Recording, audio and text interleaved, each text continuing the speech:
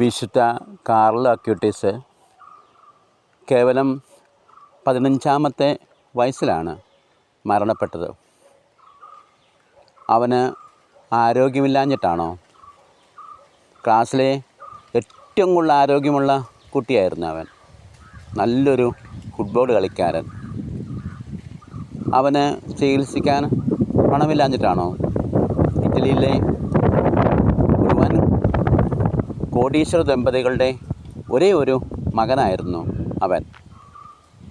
പിന്നെ എന്തിയെ അവന് 15 വയസ്സ് വരെ മാത്രം ഈ ഭൂമിയിൽ ജീവിക്കുവാനായിട്ട് സാധിച്ചുള്ളൂ?